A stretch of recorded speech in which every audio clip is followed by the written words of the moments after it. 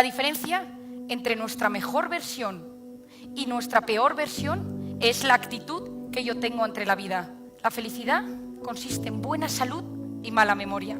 La felicidad se experimenta y solo existe un antídoto para esos momentos, y ese es el amor.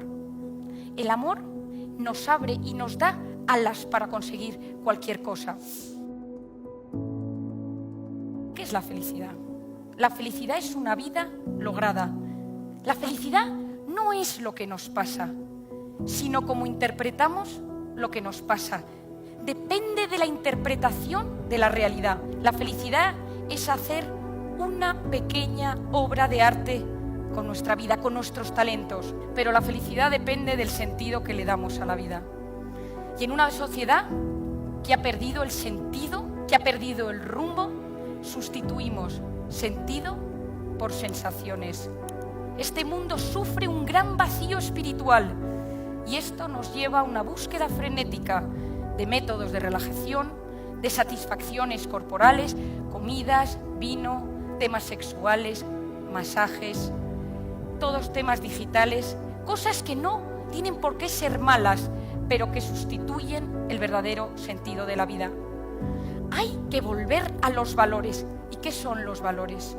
Los valores es aquello que nos hace crecer como personas, aquello que nos perfecciona y aquello que nos guía en los momentos de caos y de incertidumbre. La felicidad no se define en el fondo, la felicidad se experimenta y solo existe un antídoto para esos momentos, solo existe uno, y ese es el amor.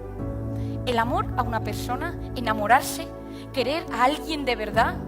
Me gusta decir que en el fondo de cada uno de nosotros existen tesoros escondidos que se revelan cuando uno quiere de verdad. El amor nos abre y nos da alas para conseguir cualquier cosa. El amor a una persona, el amor a los demás, el amor a los ideales y a las creencias. Decía Confucio, no son las circunstancias de la vida las que hacen felices a las personas, sino sus ideales. Todos hemos leído historias, biografías de personajes que por su vida, Nelson Mandela en la isla de Robben, Santo Tomás Moro, que a pesar de las circunstancias adversas eran felices porque eran coherentes con sus ideales. El 90% de las personas no sabe por qué se levanta cada mañana. Hemos perdido los motivos para alegrarnos y muchas veces la tristeza, el rencor y el mal humor se han convertido en dictadores de nuestra vida. Como psiquiatra, suelo definir la felicidad como vivir instalado de manera equilibrada en el presente, habiendo superado las heridas del pasado y mirando con ilusión al futuro. Los que viven enganchados en el pasado son los depresivos, son los resentidos, son los amargados. Los que viven constantemente angustiados por el futuro son los ansiosos. Depresión y ansiedad, las dos grandes enfermedades del siglo XXI. Nosotros nos hemos olvidado que solo tenemos capacidad de actuar en el hoy y en el ahora. El 90% de las cosas que nos preocupan nunca, jamás suceden, pero nuestro cuerpo y nuestra mente lo viven como si fuera real. Nuestra mente y nuestro cuerpo no distinguen lo real de lo imaginario. ¿Y si me echan? ¿Y si me arruino? ¿Y si me abandona mi marido? ¿Y si mi hijo no aprueba las asignaturas? ¿Y si tengo un cáncer? ¿Y si? Mi cuerpo, cada vez que yo le someto a esos pensamientos, activa todo su sistema de alerta para poder actuar. Pero la diferencia es que yo no salgo corriendo. Los recursos que mi organismo ha activado para ese momento de alerta no los uso y me intoxico por cortisol. ¿Y qué me genera esa intoxicación por cortisol? A 3 niveles.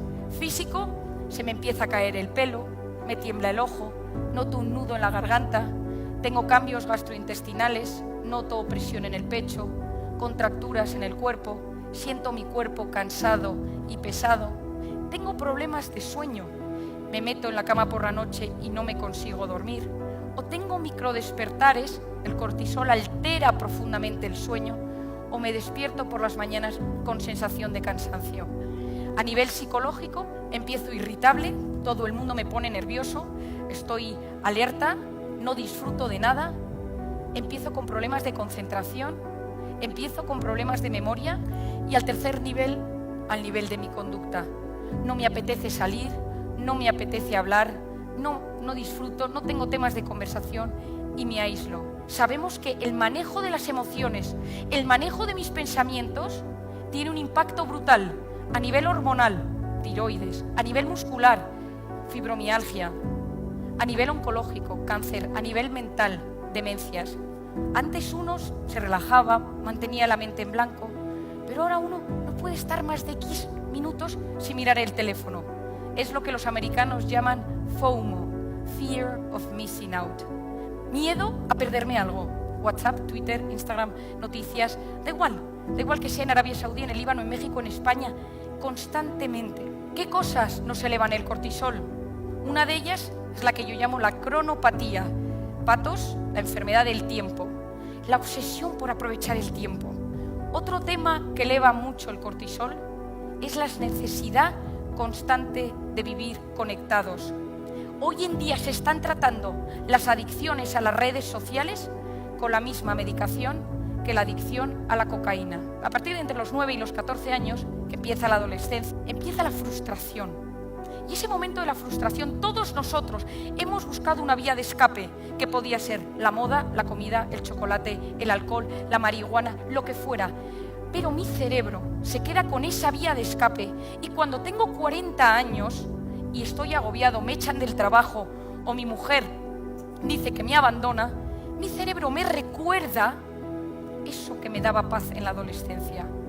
Todos los jóvenes de hoy en día solo saben buscar la relajación a través de la pantalla. Conectan mejor con una pantalla que con un ser humano. Por lo tanto, el cortisol elevado, la cronopatía, vivir conectados y la necesidad constante de controlarlo todo. Hay que darse cuenta que hoy en día la mente viene para mandar, para ordenar, para controlar. Seguimos las directrices de la razón. Nos convertimos en seres que nos olvidamos que la mente se está convirtiendo en un gran tirano que no deja paso a lo más importante, que es el corazón. El que necesita controlarlo todo, controlar el futuro, es un perfeccionista. Y el perfeccionista, por definición, es el eterno insatisfecho. No disfruta porque nunca nada está a la altura de lo que uno quiere. Decía Víctor Pauchet, el trabajo más productivo sale de las manos de un hombre contento.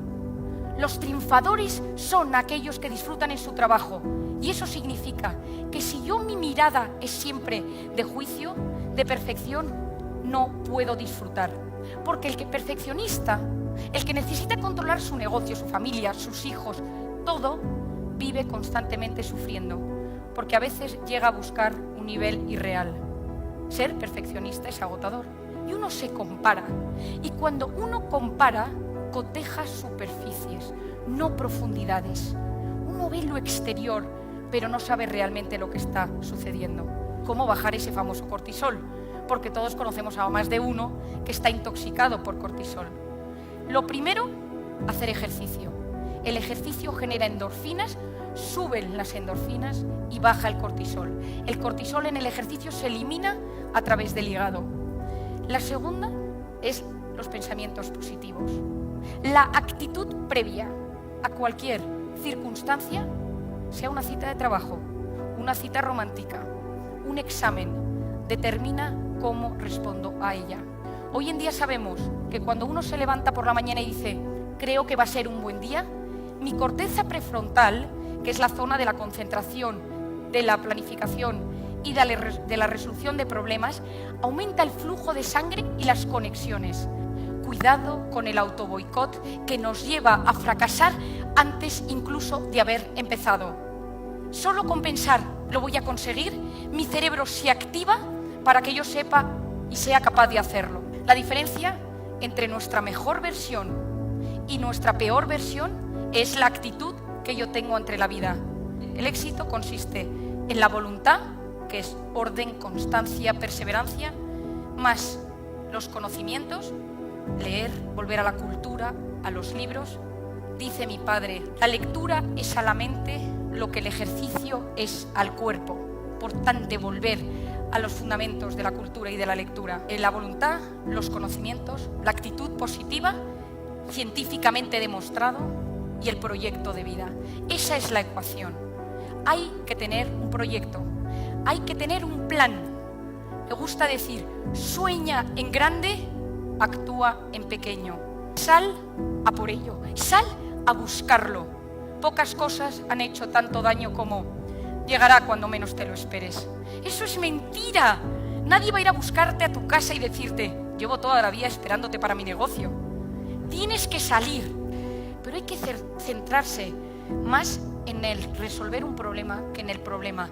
No entrar en bucle mental sobre ese problema, sino cómo puedo solucionarlo. Otra cosa que nos altera mucho son las personas tóxicas. Todos tenemos a alguien que solo con pensar en esa persona tenemos un pico de cortisol. Solo con pensarlo. No hace falta que venga ni con un hacha de guerra, ni sonriendo, ni si sonreír con un regalo, con unas flores. Da igual, porque en algún momento de la vida nos ha hecho daño. Son los que llamamos los vampiros emocionales. Te quitan la emoción, te quitan la energía en cuestión de segundos. ¿Y qué hay que hacer cuando uno tiene una persona tóxica? Lo primero es separarse y decir, ¿quiero realmente que esta persona tenga tanta influencia en mi vida? ¿Quiero darle este poder? La segunda es decir, ¿por qué me altera tanto? Y preguntarme, ¿es un tóxico universal? ¿Es tóxico para todo el mundo? ¿O es un tóxico individual? ¿Es un tóxico personal que me altera profundamente a mí? Si lo que es un tóxico personal, porque si es individual, que busque ayuda, en ese caso, intentar desmenuzar qué produce en mí. ¿Me siento juzgado? ¿Me siento atacado? ¿Siento que no me valora? ¿Es un tema de vanidad? ¿Es un tema de orgullo? Qué importante es saber qué produce en mí. Y luego, comprender es aliviar.